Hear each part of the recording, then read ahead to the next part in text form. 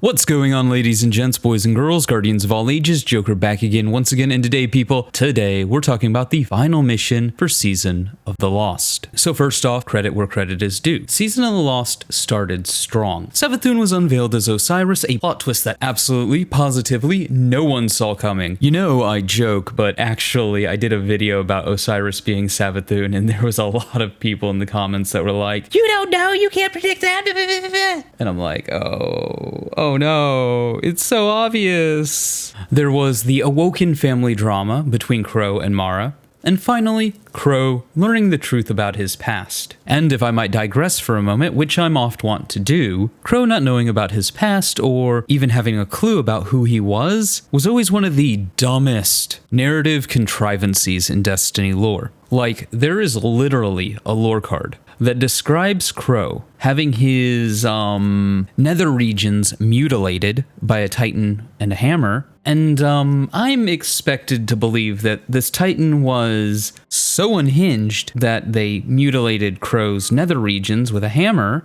but not so unhinged that they remembered the Vanguard's rules against telling people about their past, even if it was in the form of screaming, "Die, Aldrin, you bastard." I'm also supposed to believe that the Fallen of House Dusk didn't walk around worshipping him as their Kel. And yes, I remember Spider told the Fallen of the Reef that are under his control not to say anything to Aldrin about his past. But that's just the Fallen of the Reef, not all of House Dusk, or the Scorn, who we know called him father. It was a ridiculous plot point, and I am so glad it is resolved. And with that digression out of the way, like I said, Season of the Lost started out really strong. And while it had moments that I thought were poorly executed, see the in-game cutscene, not cutscene, where Crow has his memories revealed to him, Bungie did a good job of checking off a bunch of boxes of events that needed to happen this season. But then, unfortunately, the finale was delayed 6 months to coincide with the release of Witch Queen. This, in my opinion, which is the only one that matters on the internet, caused the narrative to lose steam, as it went from, this is a weekly story being told, to, wait, what happened 6 months ago? For many players. Also, one mission could align with the release of Witch Queen. And after playing the final mission, I firmly believe waiting 6 months was a mistake. While I understand that Bungie wanted to tie the narrative ending of Season of the Lost directly into the start of Witch Queen, I believe they lost more than they gained by waiting. And they could have easily just hand-waved the 6-month gap as Savathun finishing what she needed to in order to execute her Machiavellian scheme to take the light, instead of losing forward narrative momentum. Season of the Lost ends with Savathun getting Mara to free her of her worm,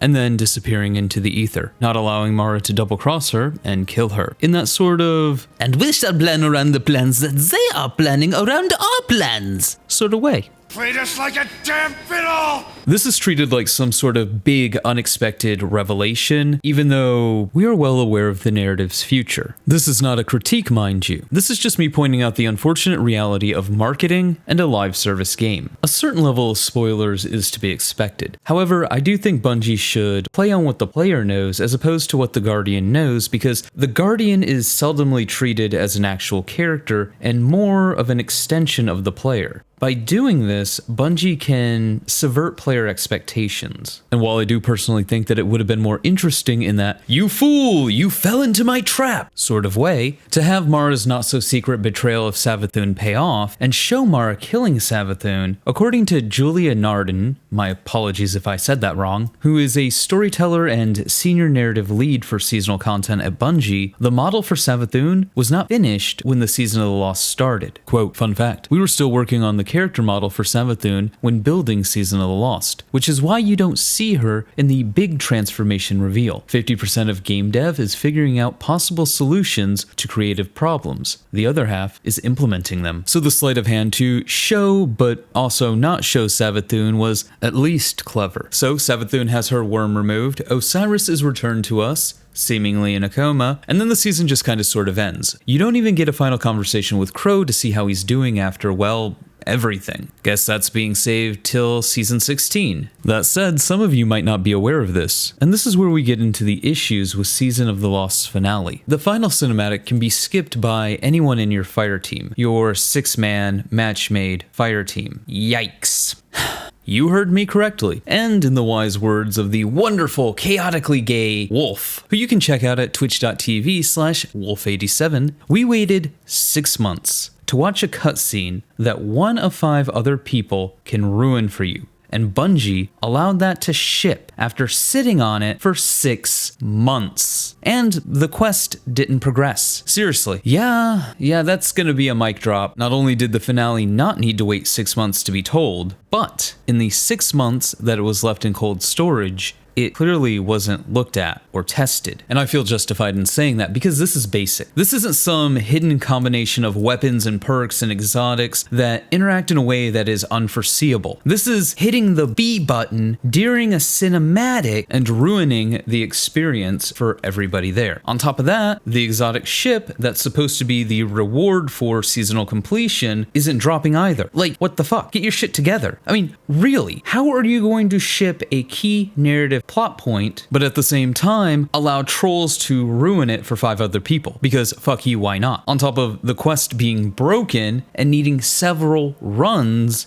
to count towards completion for some people. And I'm not just saying this anecdotally as, oh, I heard some people had this issue. It is such an issue that Bungie had to address it in their This Week at Bungie. The best part is, had this shipped 6 months ago, these issues could have been fixed in the interim. But I don't know if you've noticed something. Witch Queen comes out in a week. This mission that could have come out 6 months ago and had all of its problems fixed is removed from the game in a week. People paid for content that will literally only stay in the game a week before it's removed. And that content is being disrupted because of bad programming. As for the mission itself, it's okay. It didn't blow my mind. It wasn't difficult. Having lots of ads to shoot is fun in that turn off your brain sort of way, though I do think the enemy AI is starting to show its age. We've basically been shooting the same exact aliens who behave practically the exact same way since the Destiny 1 alpha back in 2014. That said, again, credit where credit is due, I do enjoy the environmental storytelling that Bungie has been doing over the last season, especially with this mission. Saint being right there as the witches are performing their ritual while we hold off the hive, that was cool. I highly enjoy it. Please do more of that and show these characters that we're supposed to care about fighting alongside the player character. All in all, the finale of Season of the Lost is hampered by a 6-month break, halting any narrative forward momentum. This is something that did not need to happen. Along with knowing where the story goes and the technical limitations of not having Savathun's model in the season, it took what was probably a really great story and a really great finale when it would have been released as one big DLC and lessened the impact by spreading it out over 6 months. On top of that, enemy AI is really starting to show its age at this point, something that I hope is rectified with the new Lucent Brood in Witch Queen.